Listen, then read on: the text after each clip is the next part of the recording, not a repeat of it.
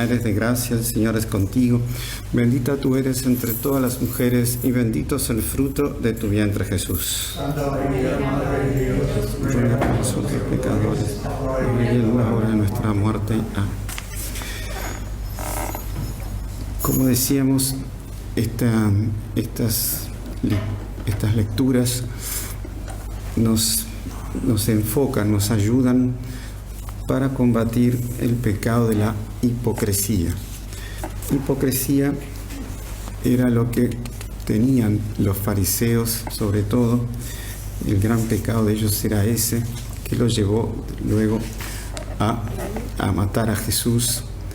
Era en que ellos aparentaban una vida correcta, piadosa, y tenían apariencia de buenos, de piadosos, de observantes de la ley, pero luego en su vida privada, en su vida de todos los días, ellos no cumplían aquellos que aparecían así públicamente como que cumplían.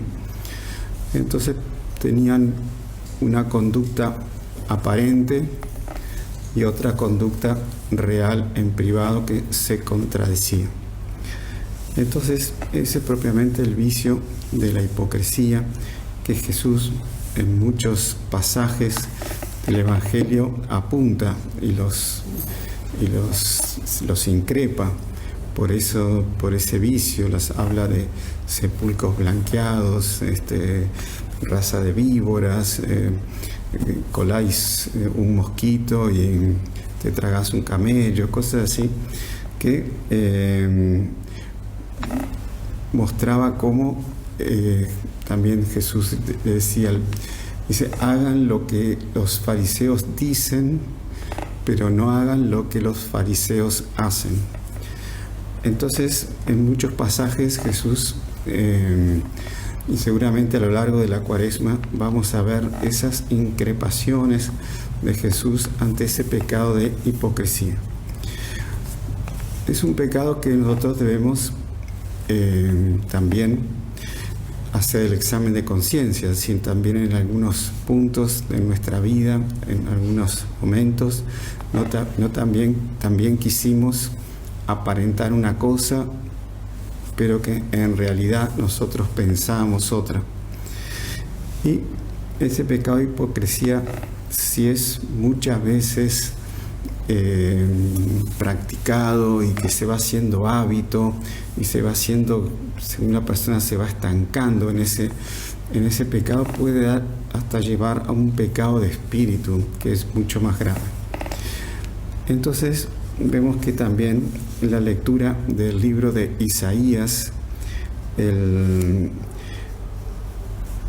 dice, grita a voz en cuello, no te contengas, alza tu voz como una trompeta, denúnciale a mi pueblo su rebeldía y sus pecados a la casa de Jacob. Entonces dice, ¿cómo ustedes ayunan? Estaba previsto en la ley de Moisés un día de ayuno por año.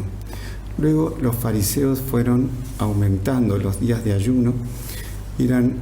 Vendría a ser como domingos en que la gente salía a pasear, salía a encontrarse con familiares, y algunos judíos aprovechaban ese movimiento de personas en el pueblo para ventas, o sea, para hacer negocios. Y por eso acá lo primero que dice, porque ustedes el mismo día que ayunan, en vez de ser un día dedicado al Señor, dedicado a la oración, a la contemplación, a la serenidad, se ocupan de negocios y maltratan a su servidumbre.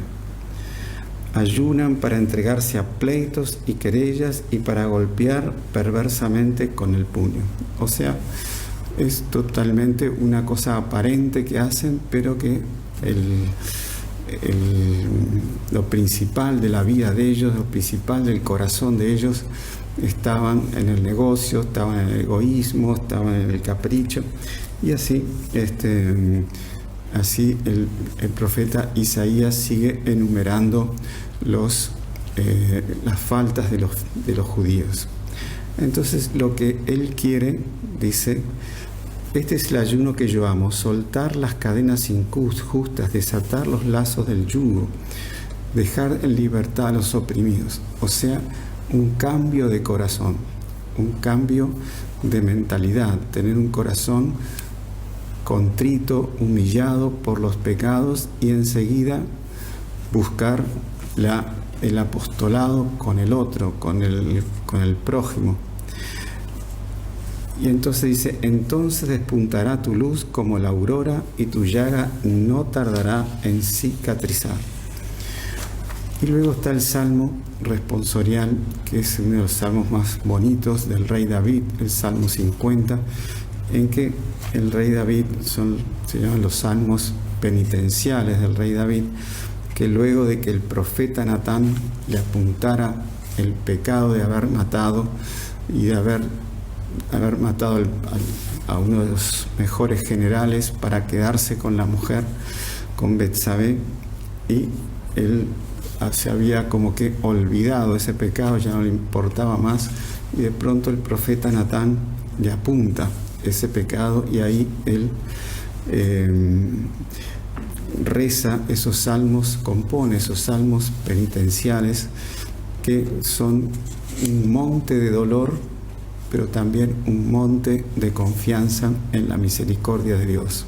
O sea, muestra todo el dolor, como dice, un corazón contrito y humillado de David, o sea que realmente se arrepiente de ese gran pecado que cometió y pide perdón a Dios, pero también tiene confianza en la misericordia de Dios.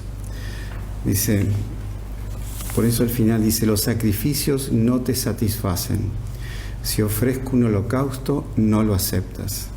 Mi sacrificio es un espíritu contrito. Tú no desprecias el corazón contrito y humillado. O sea, es algo que debemos pedir mucho a Jesús, al Sagrado Corazón de Jesús, a través de la Santísima Virgen, tener siempre un corazón contrito y humillado.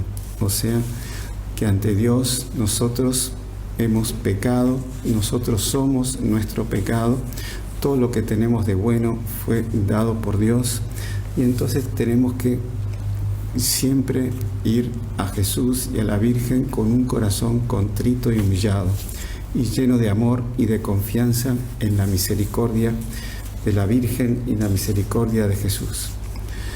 Bueno, aquí el Evangelio sigue la misma línea de las dos primeras lecturas.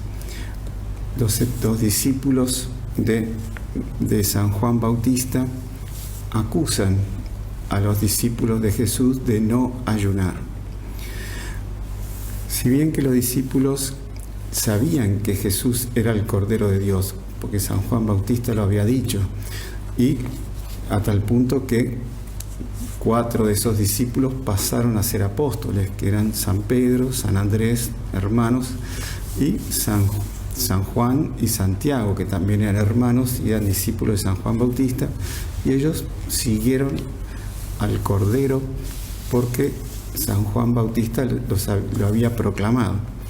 Pero estos discípulos querían continuar con las reglas de la sinagoga y también serían hipócritas y fariseos en su vida, y por eso acusan con un mal espíritu a Jesús por no ayunar. Entonces Jesús les responde de una manera muy dulce, muy misericordiosa, ¿no? Dice, ¿acaso los amigos del esposo pueden estar tristes mientras el esposo está con ellos? La fiesta de casamiento era la fiesta mayor social que había entre los judíos. Y cuando llegaba el esposo, bueno, la fiesta tenía todo un realce mayor. Entonces, ¿cómo la persona va a hacer ayuno, va a vestirse de luto en una fiesta de casamiento? Es lo que, como se llama vulgarmente, un aguafiestas, o sea, es un ridículo, una especie de un loco. Entonces, como al estar Jesús, segunda persona de la Santísima Trinidad, tenemos que estar alegres, tenemos que estar de fiesta, porque es una gracia fabulosa, extraordinaria.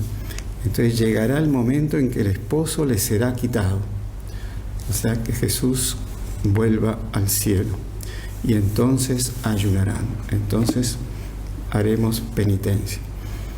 Entonces pidamos mucho a la Santísima Virgen tener siempre ese corazón contrito y humillado, y nunca caigamos en ese pecado de la hipocresía, de querer aparentar un bien que no somos, o una realidad que no estamos a la altura, o que no estamos practicando de corazón, sino que pidamos, si hay algún defecto que tenemos y algún pecado que hacemos, pidamos mucho a la Santísima Virgen cambiar el corazón. Ese es el verdadero ayuno, cambiar el corazón, tener un corazón contrito, humillado, acercarse al sacramento de la confesión. Si es un pecado que repetimos mucho, acercarse repetidamente al sacramento de la confesión para poder luego volar hacia el corazón de Jesús sin amarras, lleno de amor hacia el corazón de Jesús por medio del corazón de María. Entonces pidamos a la Santísima Virgen siempre tener ese corazón contrito y humillado y lleno de confianza en la misericordia de Dios. Ave María Purísima.